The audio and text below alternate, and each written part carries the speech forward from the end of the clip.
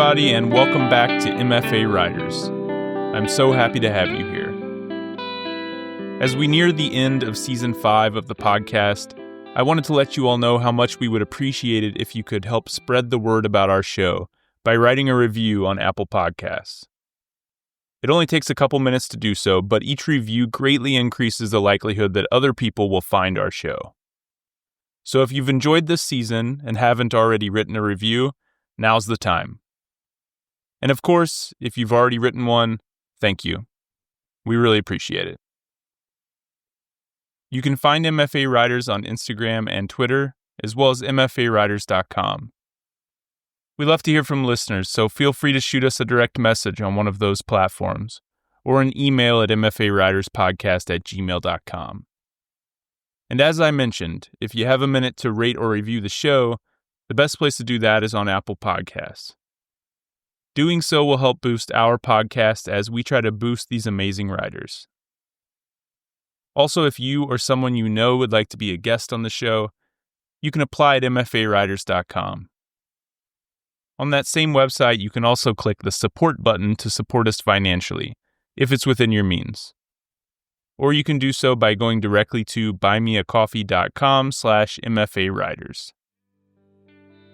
Finally, as always, thank you for listening, and we hope you enjoyed the episode.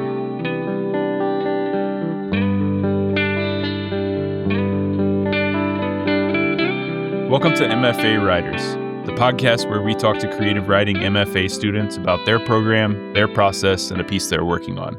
I'm your host, Jared McCormick. Today I'm with Austin Tucker.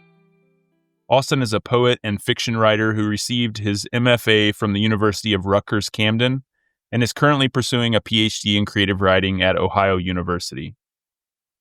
He is the current editor for Quarter After 8, and his poetry was selected for the Southeast Review's 2024 Gearhart Prize by Karina McGlynn, and has appeared in Pleiades, Frontier, and Four Chambers, among other places. His fiction won the 2024 Masters Review Flash Fiction Contest and was a semi-finalist for the 2018 Halifax Ranch Prize. He's also a two-time finalist for the Disquiet International Literary Prize in Poetry. Today, Austin has brought a poem and a short fiction piece to read for us. Yeah, thanks. Thanks for having me. I'm going to read one poem and a short fiction piece. Like you said, the poem is actually the poem that was selected by Karina McGlynn for the Gearhart Prize. So that comes out in October. But you get to hear it here first. It's called My Dream Vintage 2000 Public Hostage Situation. God says, let there be bleach, and then I'm blonde. I waltz out in black chiffon and it's an ordeal. Decked in my heartthrob glower, my all-black couture, my curtain bangs, I'm so chic, small-town shock jocks dedicate hours of who does he think he is to me. Carpools plaster my body shots on their bedroom walls and locker doors, their sweet and tragic bombshell, and everything goes shoegaze, androgyny, and cigarettes. People magazine prophesies my train wreck era is around the corner. I'm so flattered I leak a video of me sobbing into a drink called A Cry for Help while wearing an iconic black lace top, and I look so killer, everyone feels a little bad for getting turned on while watching. When the 24 Hours news teams guesstimate my very own scandal is breaking any time between tomorrow and tomorrow, I get myself arrested lifting makeup from a Macy's, and all of a sudden everyone wants to wear Kat Von D's No. 3 Expose Me. A serious romantic agony is taking over the world. To a captive audience, I say, everything you think you know about me is a lie. Because it's important to know your moment, to have a little self-awareness. That's how you stay Hollywood. That's how you stay it boy. You can't smile when the paparazzi brandish their cameras and start shooting. When the flashes pop, I like to let myself believe they're blinking twice for yes, just for me. And then this is a slightly longer fiction piece. It's called The Increasingly Unfortunate Circumstances Which Have Led Me to Wave You Off the Highway. I'm in a sad state. Not the national kind, the sorry kind. Like when a dog has some disease that makes everyone go, oh no, he's not doing so hot, is he? And the dog spends a lot of time on the couch not moving. but you're not sure if it's just a phase, or maybe he hasn't gone on enough walks lately, or maybe he's eaten something he shouldn't, like dogs do. So I'm in a sad state, like I said, like a dog, and I think it all started when I was driving down the 51 and hit that coyote. It dashed across the highway in front of the car, turned its head, and surrendered to the front bumper like it'd been waiting for the perfect moment to take itself out. Waiting for me. And I wanted to stop and see if it was okay, but I didn't stop because it was dark and nobody in Arizona stops for a coyote, and nobody can stop. Not when they're still 30 minutes away from the call center they work at, and they keep getting curt emails from their boss Preston about lateness, their boss who once described them sadly as full of heart, which I thought was pretty obvious because, how could I not be? Isn't everyone? So I was already worried about being late, and then the dread crept in. The dread of going in and putting on a headset for the billionth time, and listening to dialer after dialer click into landline after landline, and the dread of the dark desert and the highway collapsing together into a long, low ridge of taillights and traffic underneath the treble of a barely working car radio. You know that dread. The dread that you have to go forward into something until you can't anymore, or else you don't get to have anything. And I think the dread was what kept me on the gas, despite the coyote, even though I felt like I really should stop to see if it was okay. Even though I was pretty sure it wasn't. Because I kinda like coyotes, and the way they look like dogs with a serious problem. How they always seem to mean something is about to happen. And so to leave that behind, it felt all wrong, but I kept going anyway despite that. And then a few miles later it happened. The car started making a grinding noise, and the air conditioner started kicking back fumes that smelled like tar and burning hair. And I knew some part of the coyote had gotten sucked in from the bottom somehow. And unfortunately for me, my father did not teach me car-to-engine coyote corpse maintenance, though he did teach me a thing or two about coyotes, namely that they'll always find a way to make your day worse if they get in your yard, which in this case was happening in a sort of metaphorical way. So in a panic, I went to call my girlfriend, but she's been on her feet working clopens the last few weeks and was completely conked out next to the dog, who's been sick on the couch with we don't even know what, remember? And honestly, it was for the best she couldn't answer, because I'm already worried that the vet visit, God forbid another car repair, would put me over my credit limit, which the nice lady from customer service just last week described to me as a lose-lose scenario, with two losers, both me. And I don't know how to break that to the girlfriend yet, not with the baby on the way. That's a whole other problem, because we're already getting calls 24/7 from credit companies, the landlord, the loan servicers, my mom. All these people are always calling us, asking us about payments, marriage, how hot the dog is doing, which is not so hot, and all I can really tell them is about the state that I'm in. A sad one, a sorry one. And so that's why I waved you down after I hit that coyote. And now you can probably see that things are really in a spiral of circumstance. It's a carpet down a staircase sort of scenario. Which is why I'm glad you stopped, because you have a face like Good Morning America. Like you could tell me the news of the day while shaking my hand and kissing my baby, which remember is on the way. And buddy, let me tell you, when we only eat food she steals from the restaurant, when the dog can't stop moaning, when the time between bad omens or whatever they are seems to shrink and shrink, what else are we supposed to do? There's something clumsy and painful about the world. Sometimes when I leave my shift, I feel like I'm just watching the day happen over and over again. Sometimes I look back on my life and there's an empty reconstruction site where my head should be, and I imagine pulling the blinds of my mind down forever.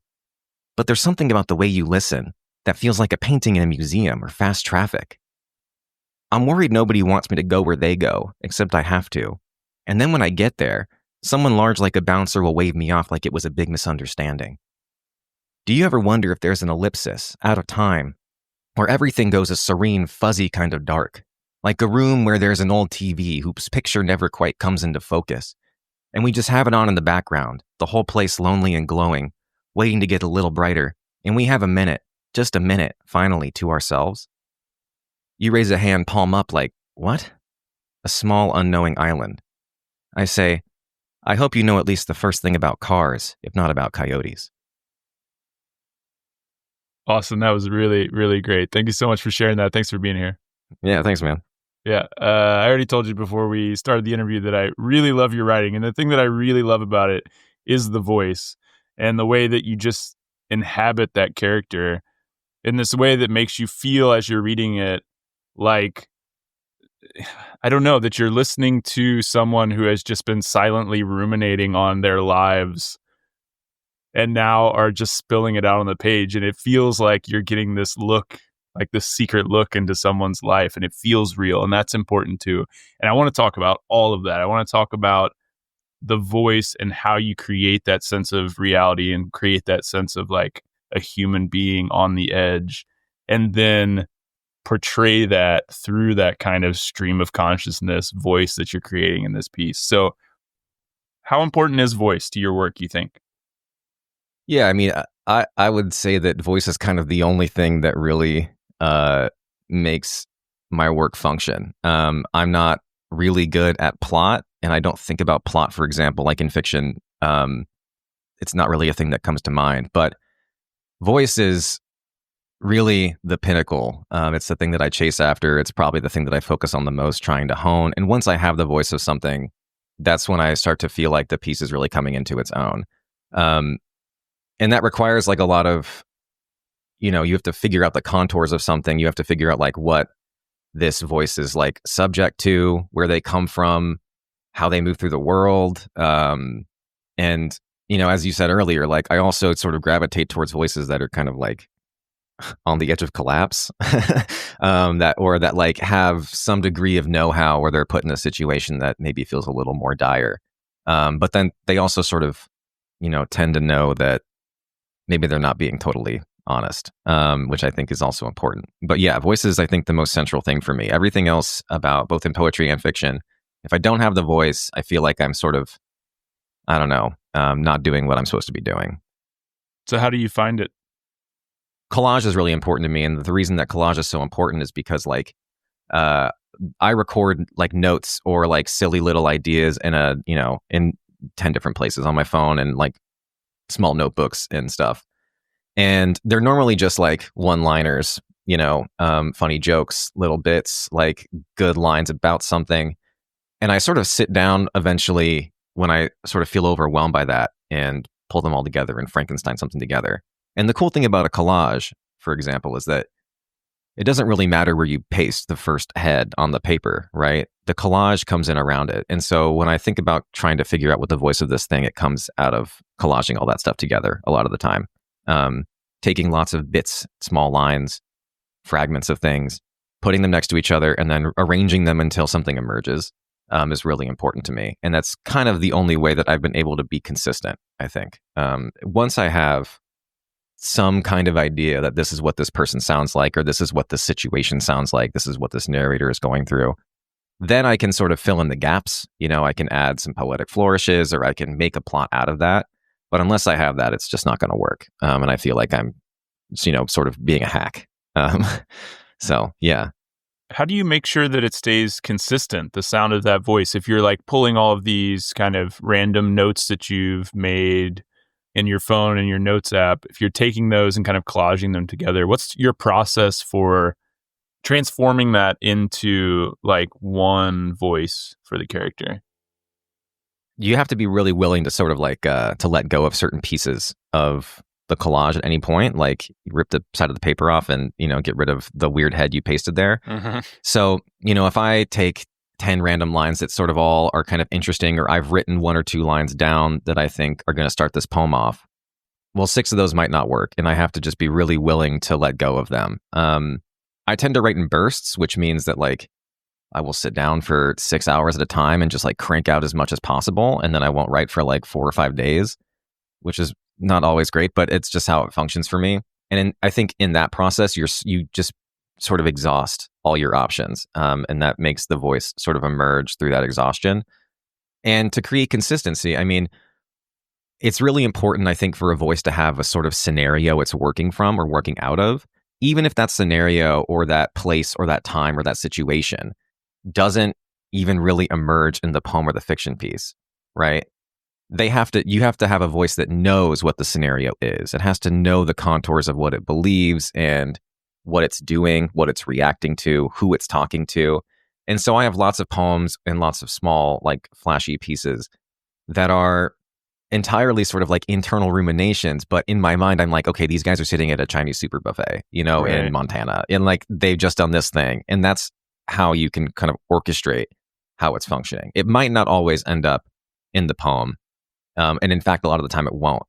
But if you know the contours of that piece, or of where that voice is sitting and how it's sitting there, and what they're looking at, it really allows you a lot more freedom than you think it does, I think. And yeah, so that's really important, is finding the situation, finding the place, finding the space, putting them there.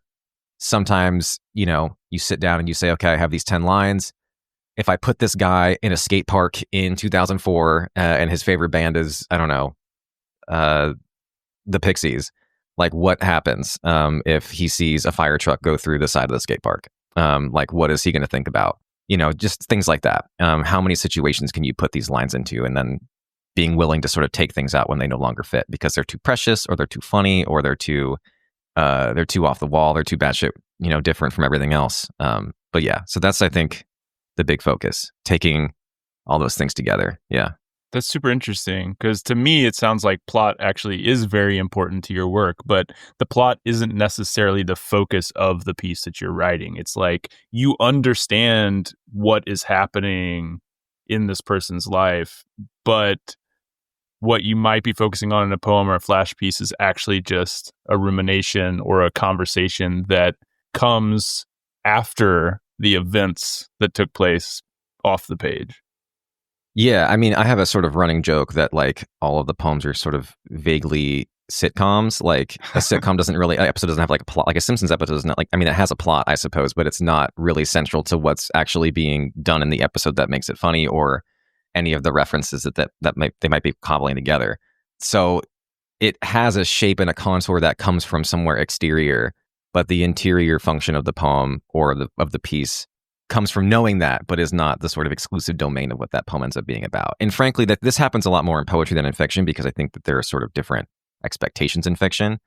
But even in that piece I read earlier, like there is a situation, but really the situation is just sort of, it's an external happening that has caused this person to finally like break with reality. Right, you know, like right. This is their sort of the result of that situation, as opposed to the actual thing happening. Yeah, or to just like spew out all of these things that he's been thinking about and ruminating on for the past weeks, right? Suddenly it's all coming out to the stranger on the side of the road. Right. It's great.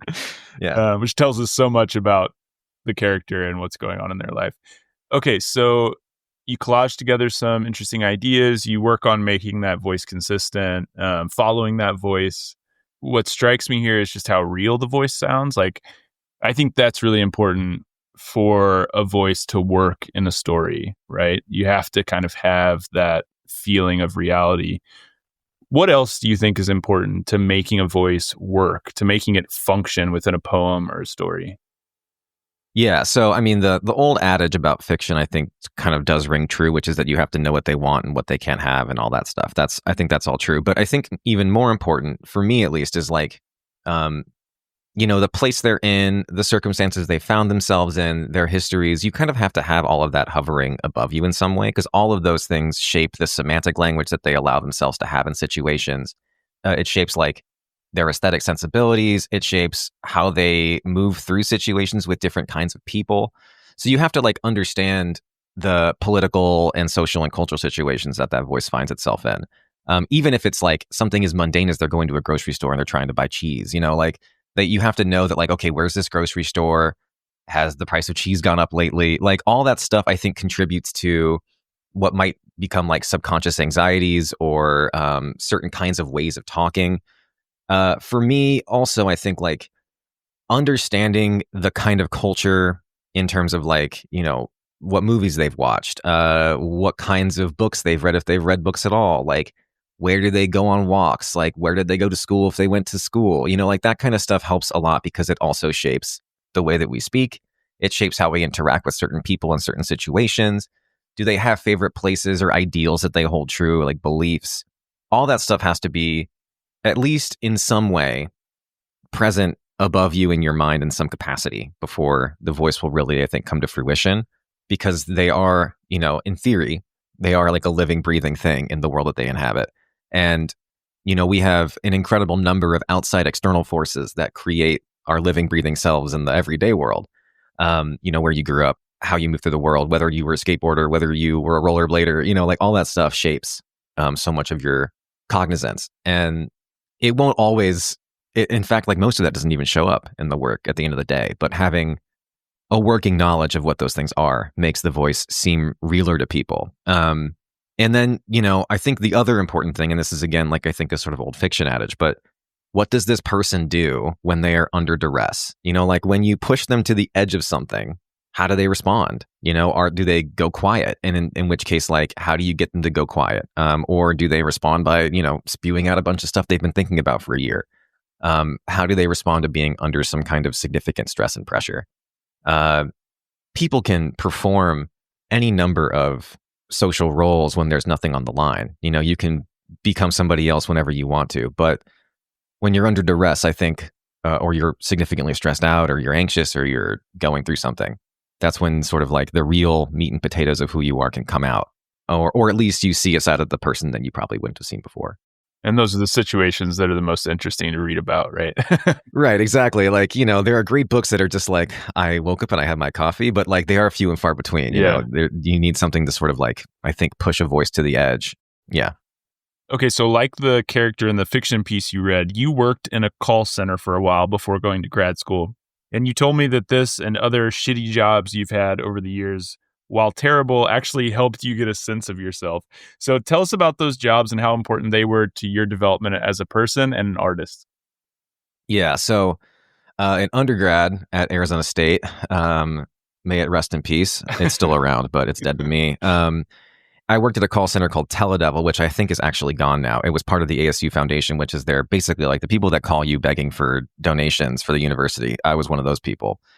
And, like it's fucking terrible because you're sitting on the phone for 4 to 6 hours a day calling people. There's like a rotating dialer. So like you don't get to like hit call next person. It just keeps going. So if you get a voicemail, you leave a voicemail or you click like move on to next call, but that's kind of it. It just keeps going forever. And occasionally you get a conversation with a nice person who is really kind to you, but more often than not, you have someone who's like, I have your assassination coordinates ready to go. I'm like ready to get rid of you. A lot of angry people, weird environment to be in. Like you're sitting around 40 other people that are doing the exact same thing as you, just like sitting with a headset on, begging someone for money. People can listen into your phone calls at any time to like see if you're doing it right or if you've done all of your tasks. It was truly bad. It wasn't the worst call center job that I've had, but it did get me really acclimated to talking to people. And you get an incredible sense for how people talk and sound and act. Like you're constantly, just by sheer osmosis, absorbing how people respond to being asked for money, which is really hard and really weird. How they talk about their lives to strangers. If you can imagine like any weird scenario where you meet somebody at a bus stop, like amplify that by 10, because not only are you not in person, you're a little ghost voice on the phone. So that, it gives you an incredible attenuation towards certain kinds of voice. I mean, it's the way people talk and act about the world around them. And you also end up hearing tragic stories, happy stories, people who are giving to you just because you called them right after their daughter got married. People who won't give to you because they live on disability and they have cancer. I mean, you have to deal with that like every day, and you have to sort of roll through to the next call no matter what. The second call center job I had was probably the worst I've ever had. I sold these like, I don't know, Patriot Act style routers to restaurants. Like they truly felt like I was part of the surveillance state, because they were trying their goal, and this was their explicit goal. This is what they told us in the team, was to basically sell routers to so many places that had this like mesh tracking system that basically like whenever you would walk by a restaurant that had one of these routers, it would sort of like ping your phone with an update or something, which like was being sold to restaurants. But as you get older and you realize that, this company left California because they were getting sued for violating recording laws, you realize like this is some surveillance state shit. And something about that, I think, kind of like radicalized my brain. Like a lot of my work does have this attention towards a certain kind of like political atmosphere. And whether or not the characters or the situations of that political atmosphere actively say like, I am this kind of politics person or whatever, the way that sort of environment invades your consciousness is always at the forefront of like what I'm thinking about or what I'm writing.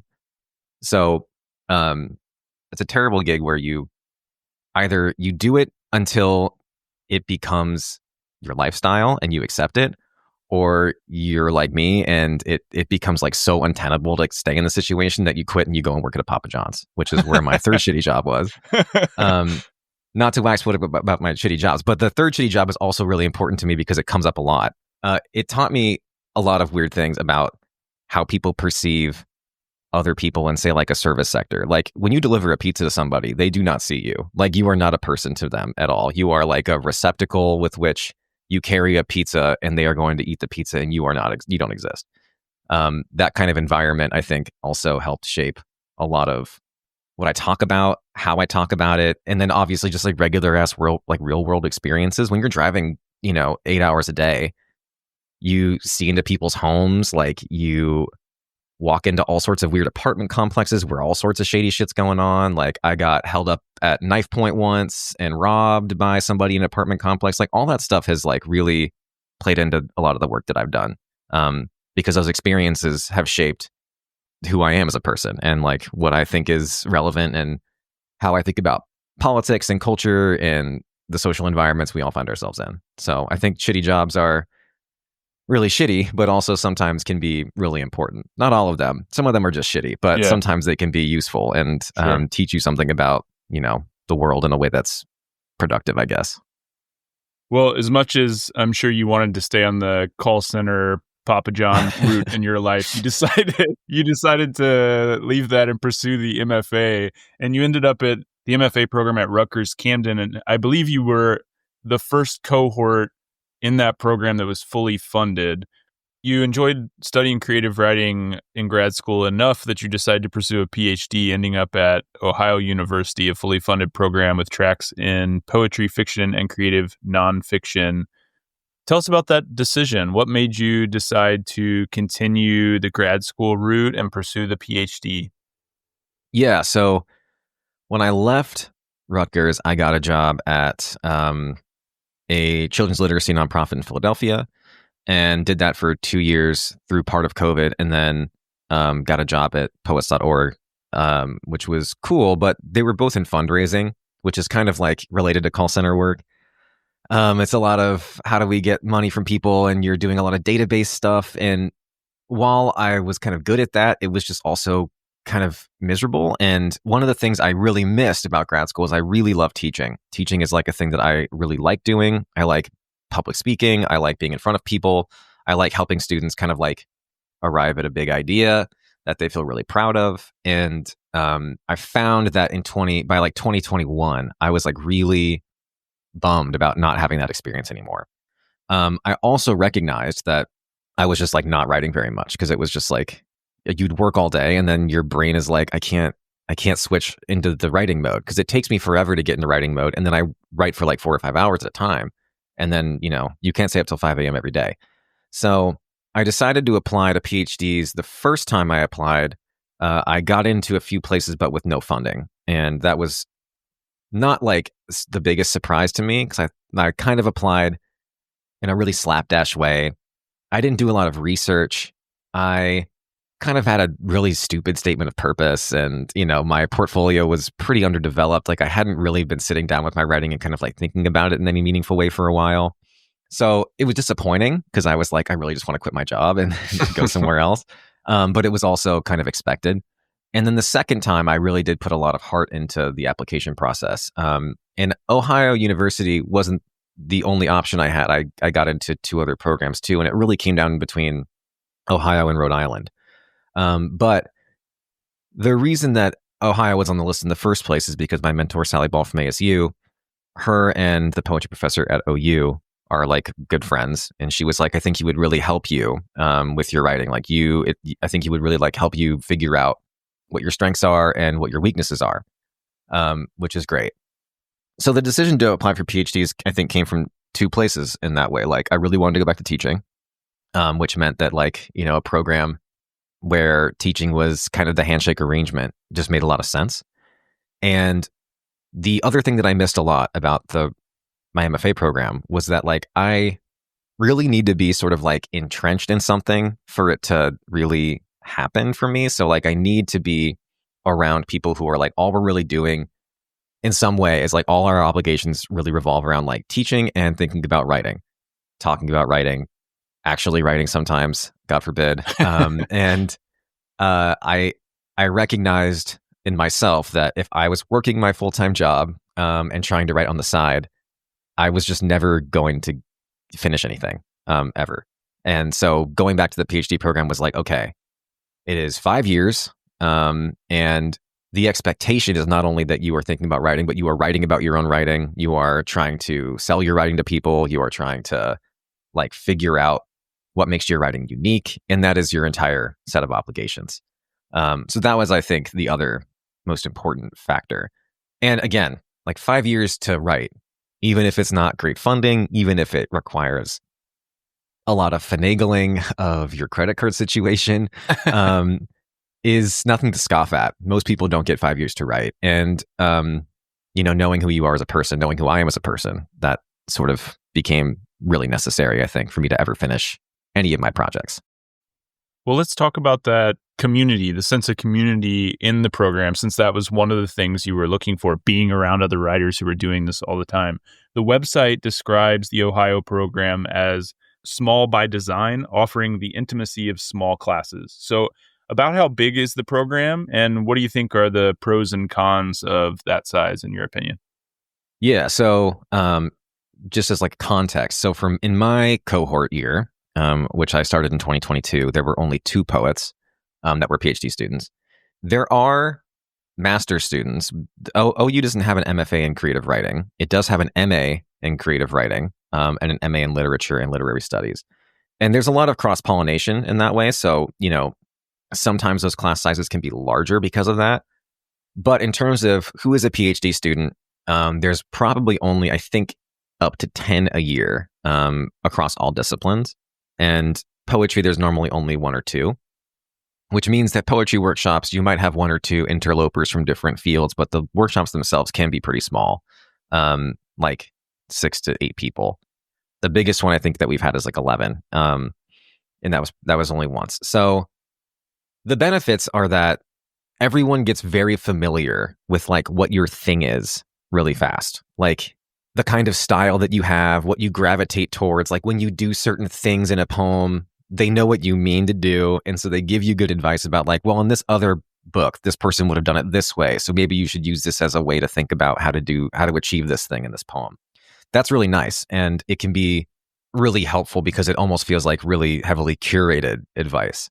In a bigger program, you might get that from 1 or 2 people that you're really close with, but sometimes having that perspective from like, a room full of people of like 6 or 7 people who really get what your shit is really good. The downside, of course, is that sometimes those 6 people are like they're not like good readers for you, which I've been actually pretty fortunate. But I know other people at OU and also at Rutgers, like we're not as fortunate in that capacity. So, it's worth keeping in mind. The other thing about OU is that I wonder when that part of the website was written and when it was last edited, because basically there's only 3 people in the creative writing. I mean, there are 4 now, but there were 3 when I started, 1 for each discipline. Faculty members. Yeah. So creative writing faculty, and so 1 fiction faculty, 1 nonfiction, and 1 poet. And you can imagine a world where if you're a nonfiction writer and you don't get along with this person, or they just don't really get your work, or they're not giving you good feedback, you have nowhere else to go. You have to seek advice from elsewhere. And that can be really isolating for some people. I think that a lot of the poets, especially at OU, have sometimes felt isolated in this way. I know at Rutgers that happened too, because there were only 2 poets. And OU is unfortunately, unlike Rutgers, just not really equipped or able to get an outside person to help. So if you can get really isolated at a small program in that way. So, it's a cost benefit analysis, right? It's like sometimes you have great people and you can sort of figure out who will give you good advice and why. But if there's only 3 options and one of them is your main person that you're supposed to go to, and the other 2 don't really have great advice for your discipline, that can be pretty hard. I've been fortunate that, everyone has been like receptive to my work or what I do. I think part of that is like maybe my personality. But part of it is also, I think it's just the way that this program's aesthetic qualities aligned with me. But other people have had, I think, less, personal success in that category, which is just the risk of a small program. At a big program like NYU, you can probably, there's lots of people you can go to for advice. and you can build those connections. Or even ASU, when I was there were so many professors that I could just sort of like, I could throw a dart in any direction and hit someone that could give me better advice if I didn't like, one person's advice or something. But that's not the case at a small program like OU's. Yeah. Yeah. All things to think about for listeners who are considering what programs to apply to. If you're thinking about the size of the program, you want to look at, of course, how many students are in the program, but you also want to look at faculty to student ratio, right? How many faculty members are there per student? Absolutely. Because, often that can be a bigger factor than just the sheer size of the program. Totally. And again, pros and cons for both of them. I know I've met people who love the big program with lots of students that they can just like find their people within that. And I've talked to people who really love the smaller program, the more intimate feel of just like knowing everybody and getting to know each other well. So just a matter of like thinking about what you would enjoy the best and kind of considering those things. Yeah. Totally. Yeah. I think, to reiterate something that I said earlier, but just to make sure that I'm not being pessimistic, like the people that I've met in the program that I'm really close with, you get a sense of closeness with them very quickly because it is so small. I live in a really small town. There's like 4 things to do. And one of those 4 things is to hang out with the same 6 people every week, and that has a lot of tangible benefits, like whenever any of us are like, we haven't been writing very much, let's organize a little thing that forces us all to do it. We all get together and it's like everyone sort of is implicitly involved in almost everything everyone else is doing, which I think is like really different than a really big wide program. When our friend was applying for a Fulbright, we all read their application to help them out. When our friend was applying for an MFA, we read their application and helped them out. Like that stuff, you're so deeply entrenched in everyone else's lives in the program in that way when it's really small. The bigger it gets, the sort of like more niche everything becomes, right? Like you have fewer and fewer people you can really, in the group that you align with maybe. And that is different, I think, for a very small place like OU. And everyone here has been like really cool and ambitious and always willing to help. And I think that part of that comes from the fact that like, I'm going to see you in the hallway. And if you're a jerk to me, you have to, come correct about it. And I think that the small program, I think, helps everyone sort of like really have a really nice, tightly knit friend group in a way that you need as a writer. All right. So you mentioned teaching as being a big factor for you in deciding to return to grad school. You really wanted to teach again. So what is teaching like at Ohio University? What classes do you teach? What's the workload? What's the funding? Yeah. So teaching at OU is actually probably one of its better aspects. At least to me. I know some folks don't like this, but I think this is actually really one of its sort of big positives. There is an expectation, as a PhD student at least, that you will not just teach first year writing. Everyone teaches first year writing in some capacity, which is just like a 1 semester rhetoric and composition or argument or whatever it ends up being. So everyone teaches that, but all PhD students, regardless of their discipline, are almost expected to also teach a workshop in their discipline, so an undergraduate workshop either in fiction or poetry or nonfiction, and some kind of survey class in their discipline. So, I taught poetry and drama last year. A friend of mine taught queer lit. There's a lot of opportunities for that kind of thing, and there's even more opportunities if you're doing fiction or nonfiction. So, that's one of the better things about it is that it's sort of baked into the cake. The teaching situation is that it's like a 1-2-2-1 situation. So your first semester you teach 1 course and then 2 and then 2 and then 1, and that sort of repeats every biannually, I guess. And the other positive is that and it's a positive for me. There's not a lot of like heavy oversight in the sense that like you get to make the curriculum what you want to make it, as long as it's sort of teaching some vague core principles about argument or about writing.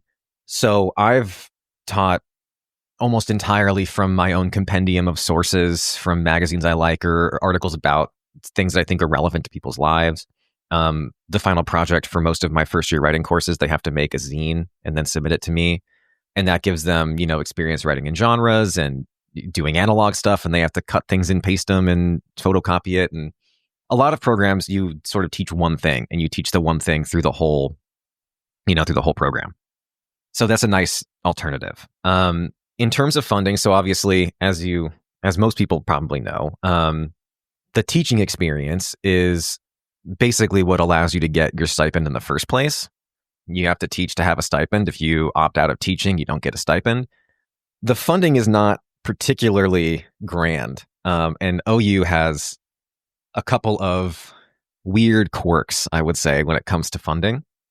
And I promise I'm not just here to rag on OU, but there are some things that, that I think people have to like be cognizant of when they go to any PhD program. Like, one, you're not going to be wealthy. that's Right, for sure. Right. But OU, the funding ends up really amounting to about $16,000 a year, somewhere between 16 and 18, depending on some other external factors, which is not enough to live on in most situations. You have to really scrounge for pennies, I think, at certain points. And you don't get paid in the summer, like most teachers don't. But the term that you don't get paid for is pretty long. It's like the middle of May through basically the beginning of September. You're not collecting a paycheck.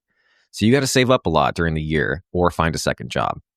The funding also comes with some other quirks, which is that we make just enough to not be put on food stamps. So we can't qualify for food stamps because we make about $85 too much. And depending on how you apply for Medicaid, I'm on Medicaid, which is nice, but depending on how you apply, you might get denied. It really just is at the discretion of like whether or not you get a really nice employee on the phone because of the way that our income comes in. It looks like too much on a monthly paycheck, but that's because all of your paycheck is truncated into about 8 months, which is a problem for those applications. And then when it comes to if you don't get Medicaid, you have to basically have a walk-on fee for healthcare because you have to have healthcare at the university, and that amounts to about $1,000 a year. So really, the $16,000 for a lot of people ends up being about $15,000, which can be really difficult. That's very, very hard to live on. Even in Athens, which is, I think, a very small town in Ohio that's pretty cheap, all things considered, it still is pretty tough to shake that, especially if you ever want to do anything that isn't just sit inside and eat pasta and rice. So that can be difficult. And teaching is sort of the only way you can get that money, but it is also not very much money to begin with. So you have to figure out ways to subsidize that income, or, some folks obviously have families that can help. I don't. I have multiple jobs on the side, that I've cobbled together over time. But I've been incredibly lucky when it comes to a lot of this stuff. Other folks have not been quite as lucky as me. Well, I appreciate you bringing this stuff up because it's definitely stuff that people need to be thinking about it. And it's not unique to Ohio University by any not at means. all. There are a lot of programs where you have to deal with these kind of issues, especially related to healthcare. So, for instance, if you live in a state that has not expanded Medicaid, then there might be what they call a Medicaid gap, where the stipend that you're being paid for the school prices you out of Medicaid. So you're not eligible for Medicaid, but you make too little to qualify for health subsidies through the Affordable Care Act. And so then you're in this weird middle zone where essentially, if the university is not providing healthcare for you, you do not have access to affordable healthcare at all. Exactly. So these are also the things that you need to think about. What are the healthcare laws in the state that you're potentially going to? If the school is not providing healthcare, how much is the stipend, and how does that factor into whether you qualify for these different subsidies through the government? And obviously, those things are changing all the time. So if you're listening to this episode a couple years after it came out, good luck. I don't know. You better go look it up because who knows what's going on, right? Yeah. It's really, I'm very fortunate. I knock on wood, I have been, a pretty healthy person, luckily. But I know other people that have, that have families or that have undergone certain kinds of health scares that, when you can't be on Medicaid because of some weird paycheck problem or something, and you're classified as a sort of not employee of the university, that becomes really stressful very fast. And all of a sudden, this thing that you did because you wanted to finish writing your book and you wanted to like really become a studious, academic, important person, or with like a lot of knowledge, all of a sudden becomes like a really scary decision you made 4 years ago, that has, potentially like really difficult implications. And so I hope, people, I think they need to be pretty cognizant of how that stuff will shake out. Like maybe if you have funding from your friends or family like this, it can be more feasible. But Yeah, I mean, we live in America where the healthcare system is a liability. So, Yeah. It's important to keep that in mind as people are applying. Absolutely. Okay, so outside of teaching in the program, there are also editorial opportunities. According to the website, students have the opportunity to work at New Ohio Review, Quarter After Eight, and Brevity lit mags, where you can get that editorial experience. You're currently working as the editor of Quarter After Eight. What's that experience been like for you? Yeah, this is one of the other really good things I think about OU is that New Ohio Review is like a really reputable lit mag. It comes out, I think, 4 times a year, and it's like really active. A lot of people in the program are either slush pile readers for New Ohio Review, or my close friend is, I think now she's the editor, or the working with the editor as like assistant editor, something like that. There's lots of opportunities to be involved, either in like the reading process or any number of event things. We have New Ohio Review has like an event planner that is a grad student that helps organize like our annual literary series and a couple events throughout the year where we bring in relatively notable writers. Quarter After Eight, the magazine that I edit for, is entirely graduate student run. We are sponsored by the English department, but are pretty much in our own boat. There's not like an overseer, which is cool because, you can get a lot of experience in the entire publication cycle of a magazine. It's actually pretty easy to become a slush pile reader for a lot of magazines. You can ask and they normally need help. So they're normally like, yeah, as long as you can make a case for good work, like we're happy to have extra people helping. But you rarely get experience like doing a whole printing publication cycle. Like, how do you solicit an artist for a cover? How do you run a contest? How do you make sure you're sending out all of the magazines to all the folks that have paid you for them? Like all the perfunctory roles that come from editing a magazine, you often don't get experience in. So OU is, I think, really cool in the fact that you can get a lot of experience doing that really quickly. I started editing for Quarter After Eight last year. I was a co-editor with my friend Delaney. And the cool thing about Quarter After Eight is that because it's all graduate run, it is a much flatter power dynamic than, say, like a regular big magazine, with a big name. And the expectation is that like every year there is a junior editor and a senior editor, and you sort of like swap. So the junior editor will become a senior editor. The senior editor will just sort of like leave the role. And there's sort of this constant cycle. So lots of people can get editorial experience. So most people that do the editorial experience can have access to a full publication cycle, if not two. There are also like 2 contests. So you get, you figure out like, how do I get a famous judge? Like, how do I pay out people? We started the poetry chapbook contest a couple years ago. And so like we had to get really good at designing chapbooks and hiring artists and like laying things out in InDesign. All stuff that like when you leave a PhD program and, you're trying to figure out like what to do afterwards are really good selling points, I think, if you're thinking like very careerist, if you're being an opportunist in that way. But also they're just like really cool because like the magazine itself is an aesthetic curation of like you and your group's artistic sensibilities. We do a lot of like negotiation about like, hey, this piece is pretty good, but I don't like it. Do you like it? Yeah, I like this one a lot. I really think we should take it because we have 4 pieces like this and none like this.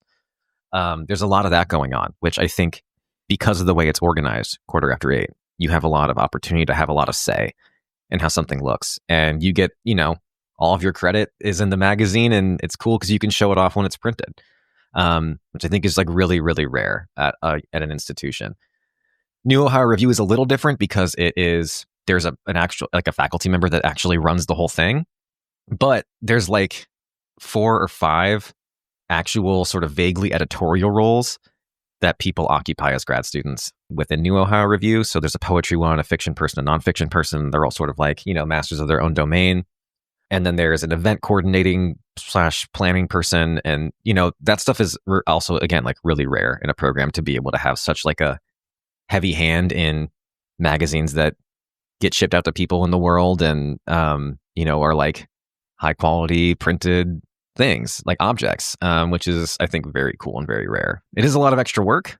As an editor, you get to have like 1 course release, which basically means you teach 1 fewer course a year. But, editing a magazine is like an incredible amount of work. One course does not really necessarily help, and you're not like compensated financially for it, but it can be really rewarding. And when you finish and print the magazine out, you feel like really good about it. So. And you mentioned that summer chapbook contest. That's happening right now, right? Do you want to pitch that? Yeah, it actually opens in 2 days. So if anybody wants to try and win $1,000 and get some beautifully printed copies, which you can't see on the audio file, of a chapbook, which we design with an artist who is local, and we typeset it, and you get to have all the say on how it looks and how it sounds. Winner gets $1,000. This year it is being judged by Karina McGlynn, who is an incredible poet. And like 20 to 40 pages, and winner gets $1,000. I mean, that's pretty good, right? How long is the submission period? Yeah, so it's beginning of June till the end of August. So they have basically all summer. Yeah, all summer to do it. And I think the entry fee is only $15, but all the entry amounts go towards the winning the pot. Before we wrap up, I want to ask you one last question I ask everybody. What is one way in which the PhD experience has been different, for better or for worse, from your expectations when applying? Yeah, I mean, different. I think one of the things I was unprepared for is that so much of the PhD program is, at least mine, I know this is not the case everywhere, has been incredibly self-directed.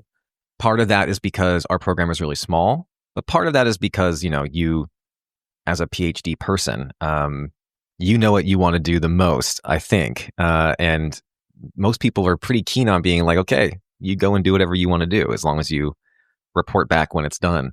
And that can be, for some people, really liberating. For me, it feels really good because I am already kind of self-directed and don't like being told what to do.